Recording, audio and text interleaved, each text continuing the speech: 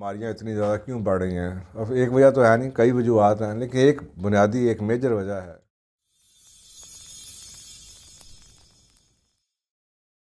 औज़ुबिल्लाहिमिनश्शैतानिर्रजीम, बिस्मिल्लाहिर्रहमानिर्रहीम। एक सवाल जो मुझसे काफ़ी पूछा जाता है, और आपको पता है कि मेरा एक शोबा जौन सा बहुत जिसमें काम मैंने किया है, अगर आप मेरी वेबसाइट पे जाएं तो आपको पता चलेगा कि वो होलिस्टिक हेल्थ का है। और आजकल भी ऐसे केसेस हो रहे हैं कि अनबिलीवेबल हैं। आपने देखा होगा सडन डेथ्स, पता ही नहीं चलता, रात को आप किसी को मिल के आते हैं, सुबह पता चलता है कि जनाब हो गया। तो इस किस्म के इतने वाक़यात लोग सवाल पूछते रहते हैं कि जी आपने इस पर क्यों नहीं बोलते होलिस्टिक हेल्थ पे। मैंने कहा जी मैंने काफ़ी होलिस्टिक हेल्थ के ऊपर वीडियोस लगाई भी हुई हैं, और जिन लोगों को पता है, अब साहब ज़रा ये एक मुश्किल काम है होलिस्टिक हेल्थ जो है ना, दवाई खाना, सर में दर्द हो जाए दवाई खा लें, इलाज करवा लें, वाइटामिन खा लें, ये आसान काम है। होलिस्टिक हेल्थ क्योंकि चीज़ों को जड़ों से निकालते हैं, उसमें बड़े बड़े सवाल आ जाते हैं, आपके बिलीव्स का बड़ा असर है। तो साहब ज़रा होलिस्टिक, जब हम होलिस्टिक की बात कर रहे हैं, होलिस्टिक यानी कि मुकम्मल सेहत, तो हमें ये भी उसका मॉडल ही बेसिकली ये है कि यार कि आपके अंदर की कोई चीज़ भी, मसलन जिस्मानी तौर पे, रूहानी तौर पे, दिमागी तौर पे, या स्पिरिचुअली, इमोशनली, इंटेलेक्चुअली, जितनी चीज़ें भी जो आपकी हैं, जो सोचते हैं आपको, ये सारा का सारा अल्टीमेटली आपके जिस्म पे इसका असरात आते हैं, जो आपके बिलीव्स हैं उसके असरात आते हैं। तो लोग कहते हैं जी एक वजह बताएं कि बीमारियां इतनी ज़्यादा क्यों बढ़ रही हैं। अब एक वजह तो है नहीं, कई वजूहत हैं, लेकिन एक बुनियादी एक मेजर वजह है, वो मैं आपको बताता हूँ। मेजर बाकी भी मेजर ही हैं, उस पर भी इंशाल्लाह वीडियोज़ बनानी शुरू करेंगे। लेकिन मैंने ये जो पहला वजह बताने लगा हूँ, ये इस वजह से बताने लगा हूँ कि ये फिर वही बात कि रीसेंट वाक़या हुआ, इसलिए मैंने सोचा कि यहीं से शुरू करेंगे, फिर आगे और बाकी बातें भी करते चले जाएंगे। देखें, हमारे अंदर ना, जिस्मों के अंदर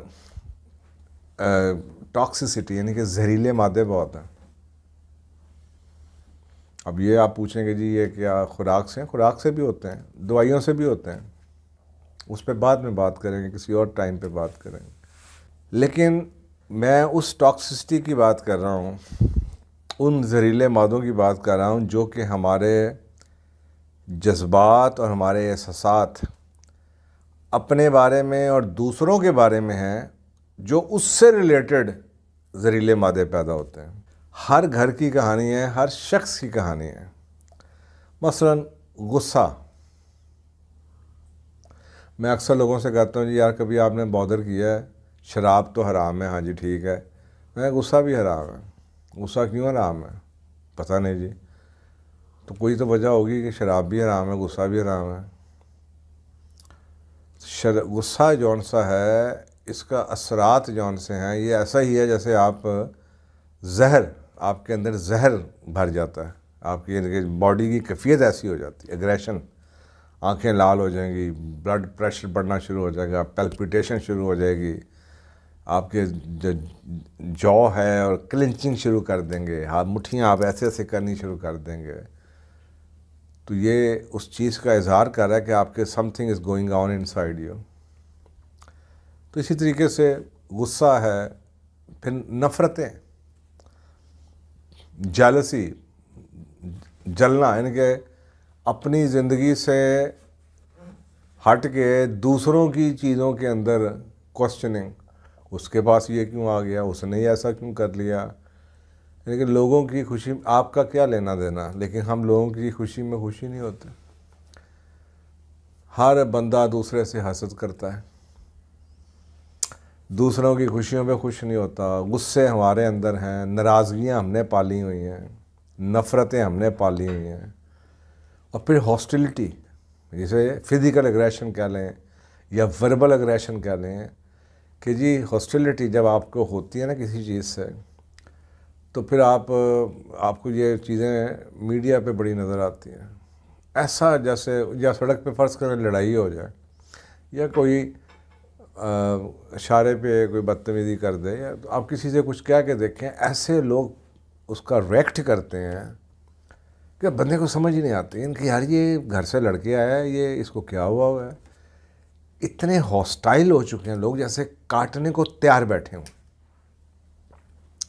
अच्छा, अब ये जितनी चीज़ें मैंने आपको बताई हैं, एंगर हुआ, जेलसी हुआ, रिजेंटमेंट हुआ, हॉस्टिलिटी हुई, हेट्रेड हुई, ये जो हमारे दिलों में है लोगों के लिए, ये सारी की सारी जहरीली मादे पैदा करते हैं।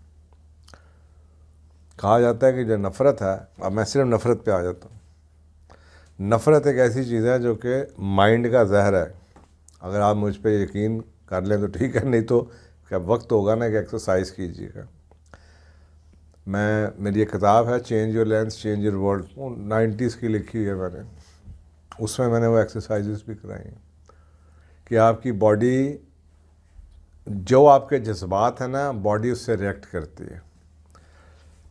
अगर आपने फ़र्ज़ करें एक मौका था कि आपको किसी शख्स से बड़ी सख्त गुस्सा चढ़ा, नफ़रत हुई, तो आप ना वही दोबारा वाक़या सोचना शुरू कर दें,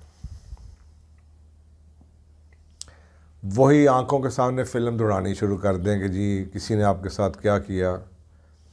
आपने अक्सर देखा होगा ख़वातीन, मैं सिर्फ इसलिए बात कर रहा हूँ कि ये ज़्यादा वाक़या आपकी शायद सामने से गुजरा, इसका मतलब ये नहीं है कि आदमी नहीं ऐसे, नहीं, आदमी भी ऐसे हैं, लेकिन ख़वातीन अक्सर औक़ात 20-20 साल से ग्रज रख के शादी भी हो जाती है, अपने बच्चे भी हो जाते हैं, अलहदा भी हो जाती हैं, वो सास वगैरह मर भी जाती है, फिर भी याद करती रहती हैं 30 साल पहले तुम्हारी माँ ने ये किया था। तो वो ये क्या है, इन्होंने ग्रजेस पाले हुए हैं। तो आप वो वाक़या दोबारा से रिपीट करें। मेरे पास, मैंने कई जगहों पे ज़िक्र भी किया है कि बल्कि एक मेरे अभी दिमाग में आया केस मेरे पास आया था, काफ़ी साल पुरानी बात है, कि एक ख़ातून थी, उनके दांत गुस्से में ना, रात को जब सोती थी ना, तो वो उनके यहाँ से ना वो कपड़ा बांध के सुलाते थे, क्योंकि वो दांतों को इतनी ज़ोर से चबाती थी कि कट जाता था। किसी को समझ नहीं आती थी ये क्या बीमारी है। बहुत अरसे बाद फिर मेरे पास केस पहुंचा, तो मैंने फिर वो सारी की सारी रिवर्स उसकी लाइफ का पूरे का पूरा फ़िल्म चलवाई। तो पता ये चला कि जब वो नई नई शादी करके आई थी, तो उसकी जो सास थी, अब मुझे तो नहीं पता, जो मैंने सुना या जो मुझे पता चला, जैसी भी होगी, वो उसको बहुत तंग करती थी, बहुत ही बदज़ुबान, बद तहज़ीब, बद अखलाक, डाडी किस्म की सास थी। वो बच्ची अच्छी पढ़ी लिखी फैमिली से थी, उसकी हर चीज़ पे कसूर निकालती, खाने के ऊपर ऐसी खड़ी क्यों हो, कपड़े ऐसा क्यों पहना है, वो हर चीज़ पे उसे शदीद गुस्सा आता था। और वो सारा दिन माँ वो सास के साथ फिरती रहती थी। जब रात को होती थी ना, तो वो सारी बातें उसको जब याद आती थी, अच्छा खामंद आता था, खामंद को सुनाने की कोशिश करती थी, खामंद भी नहीं सुनता था। उसके बाद फिर वो रात को सोचती रहती थी, उसके माइग्रेन शुरू हो गई, सर बांधती थी, और वो रात को उससे गुस्सा इतना आता था कि मैं जैसे जैसे वो एक बंदा कुछ कर गुजरे लेकिन वो कर नहीं पाता, तो वो दांत चुबाती थी अपने। वो करते करते करते आदत इतनी पड़ गई कि वो वाक़यात भी ख़त्म हो गए, वो सास भी ख़त्म हो गई, उसके बावजूद भी रात को कभी उसको जब वो याद आ जाती थी, वो ऐसे ही करती।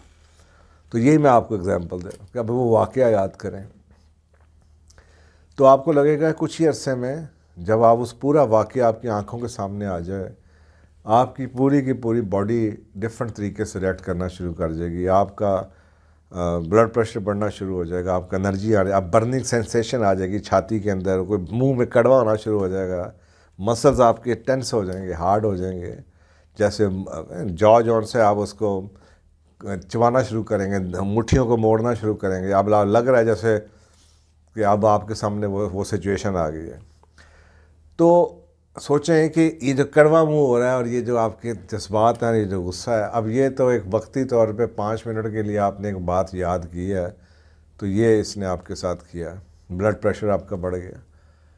लेकिन अगर आप 10 सालों के, 15 साल, 5 साल इसी फीलिंग के साथ, इसी एहसास के साथ, इसी जज्बे के साथ किसी के बारे में सोचते रहें, रोज़ सोचते रहें, और आपकी यही तबीयत होती हो, ऐसा ही आपकी तबीयत होती है, तो आप सोचें कि 10, 15, 20 सालों में आपकी सेहत का सत्यानाश क्या फिरेगा।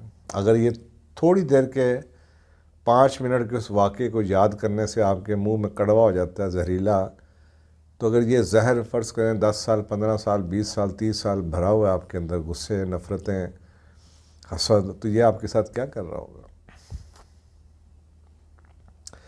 तो ये बुनियादी तौर पे ये जो सास बहू के, मेरी बल्कि एक कैसेट भी आई थी बहुत अरसा पहले 90s में, बदलेंगे, मैंने उसमें ऐसे कई वाक़यात होलिस्टिक हेल्थ के हवाले से जिन लोगों को मैंने केसेस किए थे, मैंने मेंशन भी किए थे। तो अगर आप सोशल मीडिया को देखें, लोगों को देखें, तो आपको समझ नहीं आती ये जो लोग कर रहे हैं कि इन लोगों की सेहत क्या होगी, पब्लिक हेल्थ क्या होगी। यानी कि जो इस तरह गुस्सा लोगों में सड़कों पे आपको नज़र आता है, यानी कि टीवी पे बैठ के लड़ना शुरू कर देते हैं, गाली गलोच करना शुरू कर देते हैं। तो मुझे अक्सर का ये बात आती है, फिर वही बात मैं कहता हूँ कि शायद काश इन लोगों ने कुरान पढ़ा होता और इसको सीरियसली लिया होता।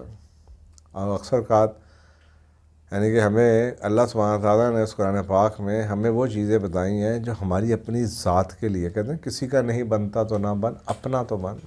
हम तो अपने भी नहीं, हमें डॉक्टर के पास जाना, दवाई खाना, इलाज करवाना, और फिर मैं कई लोगों को ऐसे जानता हूँ जो कहते थे मैं माफ़ नहीं करूँगा, मर जाऊँगा। जब मैं उन्हें कहता था ना कि आपको तो खा जाएगा गुस्सा, कहते मैं मर जाऊँगा, इसको माफ़ नहीं करूँगा। अब आप सोचें, हमें ये पता ही नहीं है कि हम तो इस काबिल ही नहीं है कि हम किसी को माफ़ कर सकें। मैं कुरान पाक की एक आयत आपके सामने रखता हूँ, सूरत नूर की 24 नंबर की आयत है, 22 नंबर, वलयाफ़ू वलयस्फ़हू। वलयाफ़ू कहते हैं माफ़ करना, इसका अफूफ से ये वर्ड है, रूट वर्ड इसका। और ख़ाली ये नहीं कहा माफ़ कर दो लोगों को, वलयस्फ़हू साथ कहा। ये जो सफ़न का वर्ड है ना, जिसका ये रूट वर्ड सफ़न, जिससे ये यस्फ़हू निकलता है, इसे कहते हैं दरगुज़र करना। अगर आप ये समझें दरगुज़र किसे कहते हैं, यानी कि इग्नोर कर दो, दर को गुज़र कर दो, यानी कि इस बात को भूल जाओ। अंग्रेज़ी में इसको कहते हैं, वलयाफ़ू को कहते हैं फॉरगिव कर दो, माफ़ कर दो। वलयस्फ़हू को कहते हैं फॉरगेट हो जाओ, यानी कि फॉरगिव भी हो जाओ। जब मैं लोगों से कहता हूँ ना तो कहते हैं भूल तो हम जाएंगे जी, नहीं हम माफ़ कर देंगे, भूलेंगे नहीं। हम माफ़ कर देंगे, भूलेंगे नहीं। यानी कि माफ़, फिर माफ़ क्या हुआ? अच्छा जी, माफ़ तो हर वो शख्स कर देगा जिसके पास बदला लेने का इख्तियार ही नहीं है। हम एक बहू जौन सी है वो सास से क्या बदला लेगी? कोई ऐसा मौका हो सकता है जहाँ पे आप देखते हैं कत्लो गारत होते रहते हैं, माफ़ी नहीं होती। जहाँ पे ताकत है वहाँ पे तो चलें आप बदला ले लेते हैं, लेकिन एक आदमी जो कि ताकत नहीं है जिसके पास, और वो बदला लेने की सलाहियत नहीं रखता, वो तो मजबूर है कि उसने माफ़ कर दिया। लेकिन खाली माफ़ का करना से कुछ नहीं होगा। अल्लाह सुब्हानहू तआला कह रहे हैं माफ़ करो और दरगुज़र कर दो, ओवरलुक, अंग्रेज़ी में से कहते हैं ओवरलुक कर दो, जैसे हुआ ही कुछ नहीं। और साथ वजह भी बता दी। ये कोई अल्लाह सुब्हानहू तआला ने कोई, कहते हैं ना कि कोई दीनी किस्म की बात बता रहा हूँ भाई, ये आपकी ज़ात, कहते हैं कुरान का मौजू इंसान है। वो कितना बदकिस्मत होगा शख्स जो अपने आप से मोहब्बत करता है लेकिन उसने अपने बारे में ही नहीं पढ़ा हुआ। जब मैं साहब जिस चीज़ से मोहब्बत करूँगा मैं उसके बारे में सब कुछ जानना चाहता हूँ।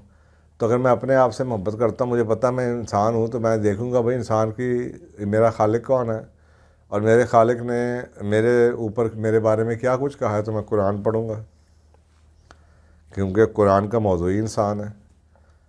तो अब ये जहालत की हालत ये है कि हमें ये नहीं पता ये अल्लाह सुब्हानहू तआला ने 1470 साल पहले हमें क्या कहा था, इसमें अल्लाह का क्या फ़ायदा है। आप मुझे बताएं इसमें अल्लाह सुब्हानहू तआला का क्या फ़ायदा। अल्लाह कह रहा है वलयाफ़ू वलयस्फ़हू, और तुम्हें माफ़ कर देना चाहिए और दरगुज़र कर देना चाहिए। और आगे बता रहा है अला तुहिब्बूना अन यग़फ़िरुल्लाहु लकुम, क्या तुम ये पसंद नहीं करते, क्या तुम्हें इस चीज़ से रग़बत नहीं कि अल्लाह तुम्हें माफ़ कर दे। वल्लाहु गफूरुर रहीम, और अल्लाह सुब्हानहू व तआला बहुत बख्शने वाला निहायत रहम वाला है, कि अल्लाह तुम्हें बख्शने के लिए तैयार बैठा हुआ है। लेकिन अल्लाह सुब्हानहू व तआला ने तुम्हारी अपनी मग़फ़िरत, आप सोचें बीमारियाँ, मसले, दुनियावी मसले, जो ना नुकसानात हमारे कितने होते हैं, तो अल्लाह सुब्हानहू व तआला हमें इस दुनिया के झंझलों से और सेहतों के इशू से कम एक चीज़ बता रहा है जिससे हम ये रूल आउट कर सकते हैं कि अगर तुम चाहते हो कि तुमसे, साहब हर इंसान से गलती होती है, हर इंसान से गलती होती है, हर इंसान से ज़्यादती होती है, जुल्म हो जाता है, ना जाने भी हो जाता है। और अल्लाह सुब्हानहू व तआला आपको एक प्रिंसिपल दे रहे हैं कि अगर तुम, हर बंदे को अगर ये पता है मुझसे गलतियाँ होती हैं, अगर तुम चाहते हो कि मैं तुम्हें माफ़ कर दूँ, तुम्हारी पकड़ ना करूँ, तुम्हारी सेहतों का सत्यानाश ना हो या तुम्हारे नुकसानात ना हो, तो अगर तुम चाहते हो कि मैं तुम्हें माफ़ करूं तो तुम भी लोगों को माफ़ करो। यानी कि इसमें अल्लाह सुब्हानहू व तआला का क्या इंटरेस्ट है, आप मुझे बताएं। उर्दू अगर आपको आती है, अरबी से पढ़ लें, तर्जुमा पढ़ लें कि माफ़ कर दो और दरगुजर करना चाहिए, क्या तुम पसंद नहीं करते कि अल्लाह तुम्हें माफ़ कर दे। इसमें अल्लाह सुब्हानहू व तआला को क्या, और अल्लाह बख्शने वाला निहायत रहम वाला, अल्लाह कह रहा है मैं बख्शने वाला रहम वाला, लेकिन मैं तुम्हें तरीका बता रहा हूँ अपनी माफ़ी करवाने का कि तुम भी दूसरों को माफ़ किया करो। मैं तुम्हारा क्रिएटर हूँ, खालिक हूँ, तुम मेरे कितने सब मेरे ज़्यादतियाँ, मेरे कवानीन की, अहकामात की तुम धज्जियाँ उड़ाते हो, मैं तुम्हें माफ़ करता हूँ, दरवाज़ा खुले रखता हूँ कि तो मेरा बंदा वापस आएगा। और तुम अपने जैसों को माफ़ न करने को तैयार नहीं, अपने बहन भाई, रिश्तेदार, दोस्त, यार, अहबाबों को तुम माफ़ करने को तैयार नहीं हो। इसका मतलब ये हुआ कि अगर हम नहीं माफ़ करें तो फिर हमारी माफ़ी नहीं है। तो ये जो सख्तियाँ हमारे ऊपर बाज़ दफ़ा आती हैं, ये, और जो तकलीफ़ वाली, कहते हैं ना एक बीमारी किसी पे भी आ सकती है, लेकिन आपको बीमार की कैफियत से पता चल जाएगा कि ये जो बीमारी है ये उसकी आजमाइश है या उसकी सज़ा है। वो आजमाइश जो आपको अल्लाह के करीब कर दे। एक बंदा कह रहा है अच्छा यार मुझे लोगों को बुलाओ, मैंने उससे माफ़ी मांगनी है, मैंने उसको माफ़ करना है, अल्लाह रसूल को याद कर रहा है, तो लग रहा है कि यार ये अल्लाह के करीब अगर हो रहा है तो फिर तो चांसेस हैं कि भाई ये उसकी आजमाइश है, अल्लाह उसके लिए आसानी चाह रहे हैं। लेकिन अगर वो आपको अल्लाह से और दूर कर दे और आपको समझ ही ना आए और आप डॉक्टरों के पीछे भागते रहें और आप जनाब है ना, एक मरीज़ की तो जो इलाज है वो तो है ही, मरीज़ के बेचारे बाज़ दफ़ा जो पीछे लोग होते हैं ले के फिर वो थक जाते हैं, आसानी नहीं हो रही होती है, उसका मरीज़ का अपना रवैया ऐसा आ जाता है, चीख चहाड़ और डिफाइंग बिहेवियर, दवाई नहीं खानी, जो चीज़ें पटक इसको पटक उसको बोल, गुस्सा ये वो, तो वो लोगों के साथ घरों में ये हो रहा होता।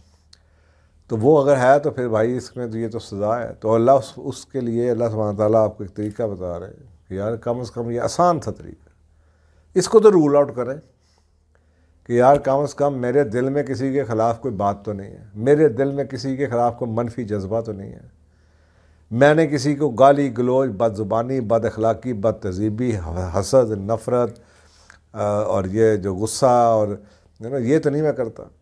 तो ये इतनी बड़ी चीज़ है। सिंपल माफ़ करना कुछ नहीं है जब तक कि आप उस बात को भुला भी ना दें। ये दूसरा बंदा परेशान हो जाए कि यार मैंने इसके साथ ज़्यादती की, और आपको तो कई कुरान पाक में आए थे कि अगर तुम बुराई को बुराई से लुटा सकते हो, लेकिन अगर तुम इसको बेहतर तरीके से कर दो तो तुम्हारे लिए बेहतर, अगर तुम माफ़ कर दो तो तुम्हारे लिए, अल्लाह ने इजाज़त दी हुई है, लेकिन साथ ये भी कह रहे हैं माफ़ कर दो बेहतर। और फिर एक जगह एक और भी ये कहा कि बुराई को अच्छाई से लुटा दो तो तुम देखोगे कि तुम्हारा बदतरीन दुश्मन तुम्हारा दोस्त। कितनी तरह की अल्लाह सुब्हानहू व तआला आपको समझाने की कोशिश कर। तो मेरा ख्याल है कि सबसे पहले तो ये अपने ये सोचना कि मेरी सेहत कुछ और है और मेरे एहसास और जज्बात कुछ और हैं। नहीं, अल्लाह के निज़ाम में ऐसा नहीं होता। हम ये हमारी होलिस्टिक हेल्थ ये कहती है कि जब आपके जिस्म पे कोई चीज़ आती है ना, ये रूहानी तरफ से शुरू होती है, वो रूहानी से होती, दिमागी जज्बाती से होती, फिर कहीं जाके जिस्म पे बीमारियाँ आनी शुरू होती। तो हमें अपने अंदर को, पहले अंदर को बदलना पड़ेगा। वो फिर वही सूरत रात की आयत में लोगों कहते हैं अल्लाह ला युगय्यिरु मा बिक़ौमिन हत्ता युगय्यिरु मा बिअनफुसिहिम। अगर इसके आयत के एक और मायने भी है, अल्लाह किसी कौम शख्स फ़र्द की हालत को नहीं बदलता जब तक कि वो पहले ना बदले जो उसके अंदर है। इसका मतलब है जो अंदर है बाहर वही आना है। तो अगर अंदर ही गुस्सा है, अंदर ही हर तरह के नफ़रतें और बुराइयाँ भरी हुई हैं, जज्बात और एहसास मनफी हैं, तो अल्लाह कह रहा है ज़िंदगी तो उस वक्त बदलेगी जब अंदर से तुम ये बदलोगे। तो ये उस तरफ से भी अगर आप पढ़ लें तो इसके मायने ये अंदर से अपने आप को ठंडा, मुँह से एक दूसरे को हम मिल रहे होते हैं, पीछे से चुगलियाँ कर रहे होते हैं, बहतान लगा रहे होते हैं, इल्ज़ामात लगा रहे होते हैं, गाली गलोच कर रहे होते हैं, जालसी कर रहे होते हैं, हसद कर रहे होते हैं, नज़रें लगा रहे होते हैं। ये तो हमारे रवैये हैं। तो ये गौर से पढ़िएगा। ये मैंने आपके सामने सूरत नूर की आयत नंबर 22 रेफरेंस में आपको दे रहा हूँ, पढ़िएगा। और इसके ऊपर बहुत कुछ है। तो ये पूरी की पूरी वेस्ट के अंदर तो ये साइंस बन चुकी है कि जिस ये एक तरह से लॉ ऑफ फॉरगिवनेस कहा जाता है। वो लोग बीमार है अस्पताल में, लोगों को क्रॉनिक डिजीज़ आ जाए, लोग ठीक ना हो रहे हो, तो उनसे कहते हैं यार कोई ऐसा बंदा तो नहीं जिसके तुम अगेंस्ट रख के बैठे हो, तो माफ़िया मंगवाते हैं। तो अल्लाह सुब्हानहू व तआला हमें दीन को समझने के, उस पर अमल करने की तौफीक दे। जज़ाकल्लाह।